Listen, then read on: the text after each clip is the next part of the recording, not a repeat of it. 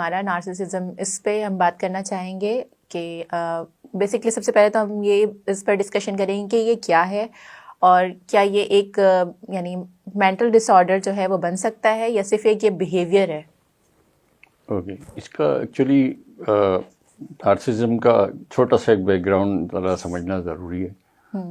और इसका जो बेस्ड है यही जहाँ से ये हुआ वो जी जी। हमारे आपको पता ही होगा कि जो रोमन जो ब्यूटी गॉड वगैरह का एक नौजवान था, उसका नाम था नार्सिस। तो उसको ये नरगिसियत या एक सेल्फ लव का वो इतना शिकार हो गया कि वो उसके अपने महल में एक तालाब सा था और वहाँ बैठ के वो अक्स देखता रहता था, और जो उसके दरबारी थे उससे पूछता था कि भाई इसके अलावा कोई मुझसे ज़्यादा कोई ब्यूटीफुल है या नहीं है वगैरह। तो वहाँ से ये चीज़ डेवलप हुई और इस हद तक उसमें अपनी सेल्फ लव में वो इतना मुब्तला हो गया था कि ना उसने कुछ खाना, ना पीना, ना सोना, और आखिरकार जो है वो एक्सपायर हो गया। तो बेसिकली नार्सिज्म तो हर इंसान को पॉजिटिविटी के लिहाज से है, होना चाहिए, यानी कि सेल्फ लव वाला है उसमें। फिर एक आप एलिमेंट पॉजिटिव या एक हद तक तो होना एक हद जरूर तक होता है, होना चाहिए। सेल्फ लव कह लें, सेल्फ अपने आप को सेल्फ बिलीफ कह लें, सेल्फ इमेज कह लें, सेल्फ स्टीम।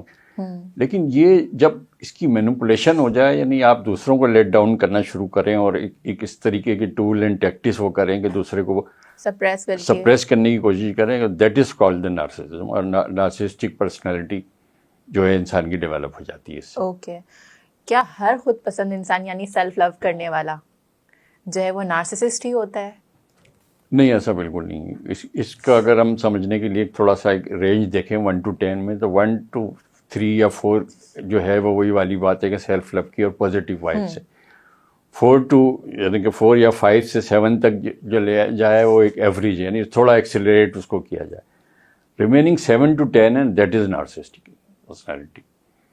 वो उसमें यही है कि वही जैसा मैंने बताया कि उसमें बहुत सारी चीज़ें आगे हम जाके बताएंगे। तो इस कैटेगरी में जो थर्ड वाली कैटेगरी है ना, ये एक प्योरली जो है एक नार्सिसिस्टिक जो है बिहेवियर है उसका, उसकी एक समझ लेंगे उसकी एक नेचर है, ये सारा कुछ हो गया है। और फिर उसकी जगह आगे हम सिम्टम पे या उस चीज़ में जाएंगे तो बेसिकली जो third category is purely narcissistic personality.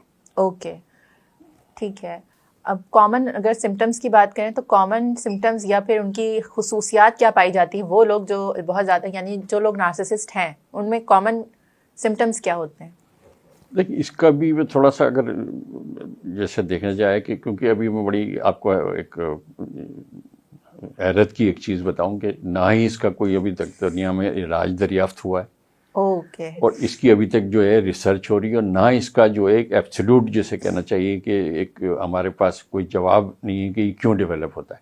लेकिन जो थोड़ी बहुत रिसर्च की है, जो मैंने पढ़ा है, उसमें एक तो ये है कि जो बचपन के आपके ट्रॉमाज होते हैं, और वो भी आप समझ लें कि जो आपका 10 से 11 साल मैक्सिमम, वरना उससे कम एज में जो ट्रॉमाज होते हैं, और वो इंसान के साथ जो पड़ जाते हैं और वो समझ लें कि इमोशनल रिलेटेड होते हैं, तो उससे जो बच्चा होता है एक प्रोटेक्टिव लेयर अपने नज़दीक या अपने चारों तरफ वो बना लेता है कि भाई मैं इससे सेफ हूँ, और वक्ती तौर से वो सेफ भी हो जाता है।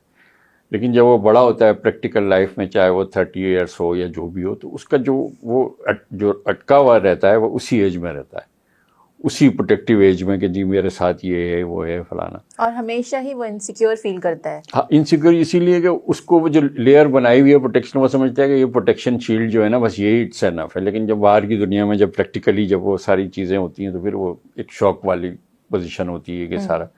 और सबसे ज़्यादा मसला जब रिलेशनशिप में होता है, चाहे वो बॉस वाला हो, हस्बैंड वाइफ हो, दोस्ती में हो, आपके सर्विसेज में हो, आपकी पार्टनरशिप जो बिजनेस का हो, वहाँ ये चीज़ें फिर बड़ा एक बहुत उभर के सामने आती हैं, फिर हाँ उभर के आती हैं, और बड़ा एक डैमेजिंग उसमें फैक्टर होता है। ओके अच्छा, लोगों को ये किस तरह से यानी एक अपना इम्पैक्ट दिखाना चाहते हैं ना, अपने आप को वो सुपीरियर और बेहतर एक अच्छा इमेज दिखाना चाहते हैं दुनिया को, तो वो बाकी लोगों को या अपने बिहेवियर से या अपने बातों से किस तरह से वो कंट्रोल में करते हैं या काबू में करते हैं? देखिए इनकी जो प्रायोरिटीज़ होती है ना, वो ये होती है कि या तो इनकी दोस्ती या ये जो इनका शिकार या कह लें या इनका जो सर्किल है, या तो होता है कि बहुत ही एक हाई क्लास में, ठीक है, और या इनका होता है बिल्कुल लो क्लास में, ठीक है। जो मिडिल क्लास या जो जिस क्लास से ये ताल्लुक़ रखते हैं कंपैरेटिवली, ये उससे अवॉइड करते हैं कि यहाँ से हमें एक टफ टाइम मिल जाएगा।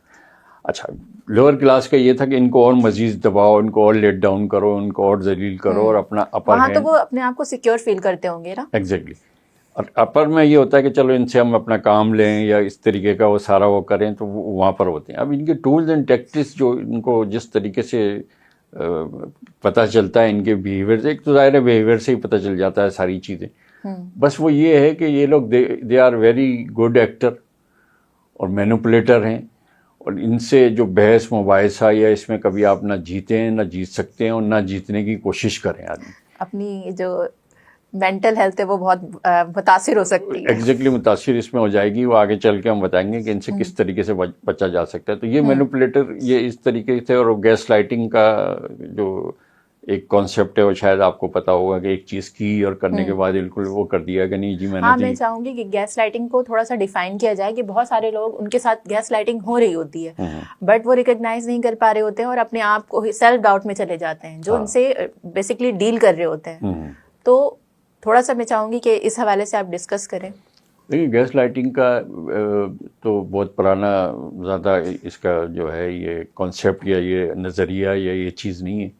एक फिल्म इस सिलसिले में बड़ी एक आई थी, और वो जो हीरो था वो अपनी वाइफ को बार बार जो है इस तरीके से सेल्फ डाउट में उसको जाता था कि इसका ज़ीरो जो है इसका कॉन्फिडेंस हो जाए, और इस तरीके से मैं इससे वो करूँ। वो बड़ी लंबी, फिर उसमें डॉक्टर इन्वॉल्व होता है, और वो लाइटिंग का जैसे ऑफ एंड ऑन करना और ये सारा कुछ। उसने बोला ये क्या हो रहा है? उसने बोला नहीं ये कुछ नहीं हो रहा तुम्हारा। बेसिकली ये होता है, मैंने जैसे बताया ना कि इनकी जो सबसे जो ख़तरनाक चीज़ है वो मैनिपुलेशन की होती है, और सुपर ईगो इनको होती है। इनको आप बहस में किसी चीज़ में हरा नहीं सकते ना, इनको आप हराने की कोशिश। ऑलवेज सीक फॉर यानी वैलिडेशन और अपनी तारीफ सुनना चाहते हैं। हाँ, एग्जैक्टली।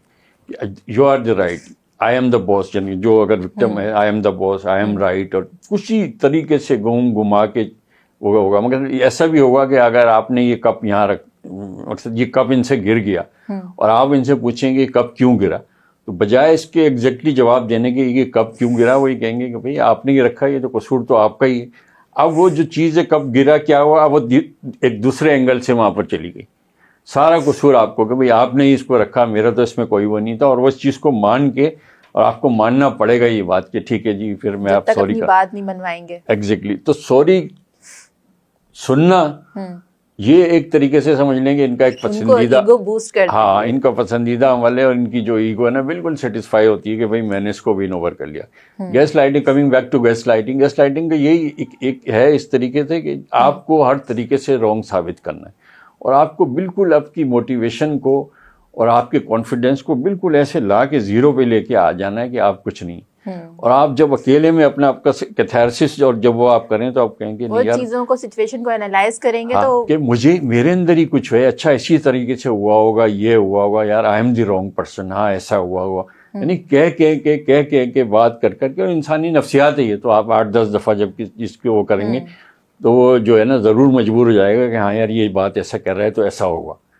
असल में बहुत लोगों का मूड बिल्कुल सही, अब वो ज़बरदस्ती उनको कि नहीं आप चेहरे से बहुत घबराए हुए लगते हैं, आपका मुझे वेट लॉस लगता है, आप लगता है कि आप बहुत नर्वसनेस है, आपकी लगता है नींद नहीं पूरी हुई। अब ये 5-7 चीज़ें बिल्कुल भी नहीं थी। अब वो थोड़ी देर के बाद वो बंदा सोचेगा कि यार ये सही कह रहा है, हाँ। मेरी नींद भी नहीं पूरी हुई, इसी वजह से शायद मेरा जो इंसोमिया की वजह से मेरा वेट भी हुआ है, इसीलिए मेरा डल फेस है, और शायद मेरी एनर्जी का लेवल इसी वजह से ये सही कह रहा है। This is the bad part of gas lighting. और ये हमारे माशरे में जैसे आपने देखा होगा एक बड़ी एक कॉमन चीज़ है। यहाँ थम्स अप करना, किसी को अप्रिशिएट करना या इस तरीके से, ये तो है ही नहीं यहाँ पर। इसकी बस वो जैसे वो टेकड़े वाला हिसाब होता है ना कि टांग खींचने वाली बात, कि कोई इसको हम लोग अपनी ज़बान में कहते हैं कि नेगेटिव एंड पॉजिटिव स्ट्रोकिंग।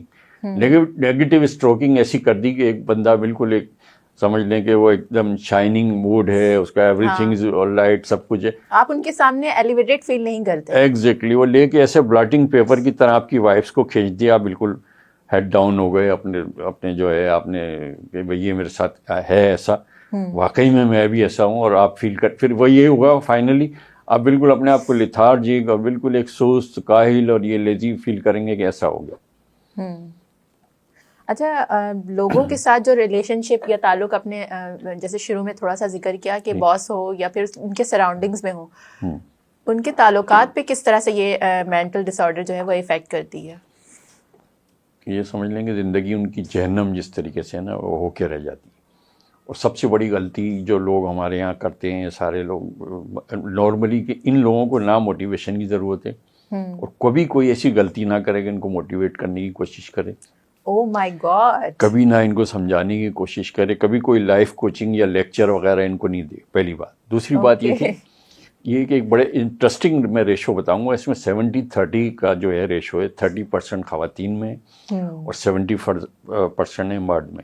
जी। अच्छा, खवातीन का जो मिनिमाइज है उसका रेशो ये है कि वो चलो अपना आउटलेट या अपनी इमोशन को कहीं शेयर कर लेना या इस तरीके से वो थोड़ी सबमिसिव भी होती हैं। एग्जैक्टली। मर्द आज़ाद का ये होता है कि मैं कहूँगा तो मेरी जो है इसमें जो मैनहुड है या वो एक मैनली ईगो हर्ट ना हो जाए। हाँ, ईगो हर्ट होगी, दूसरे लोग मेरा मजाक उड़ाएंगे कि ये क्या चीज़ है, एक टैबो है। और इसी वजह से जो normally all over the world जो थेरेपी है वो थेरेपी से हमेशा रिलेक्टेंट होती हैं और डिसकंटिन्यूएशन जो है ना वो होती है फ्रॉम दी मैन साइड कि why should I take this, I am the normal person and I have no need to take this sort of. तो वो इन बिटवीन में हो जाते हैं। अच्छा, मेरे साथ ऐसे भी केसेस जो मैंने कपल काउंसलिंग की है उसमें ये हुआ है, दोनों को बिठा के इस तरीके से फिर उस बंदे का मेरे पास फ़ोन आता है कि यार मैं आपसे कुछ जो है ना कुछ कहना। मैंने कहा हाँ उनसे थी नहीं, मैं चाह रहा हूँ कि कुछ ये एक अलग से और ये वो फलाना। मोस्टली इनके साथ वही होता है कि अलग से फिर अलग से जाहिर है कि वो एक अलग ही एक चीज़ होती है। और अनफॉर्चुनेटली अगर 2+2 अगर हो जाए, अगर दोनों ही ऐसा वो हों तो फिर तो वो बड़ी चीज़ एक हो जाती है। इसी तरीके से जैसे माँ बाप हैं, माँ बाप में कोई एक है और औलाद के साथ फिर बड़ा वो हो जाता है। तो ऐसे बहुत सारे केसेस आगे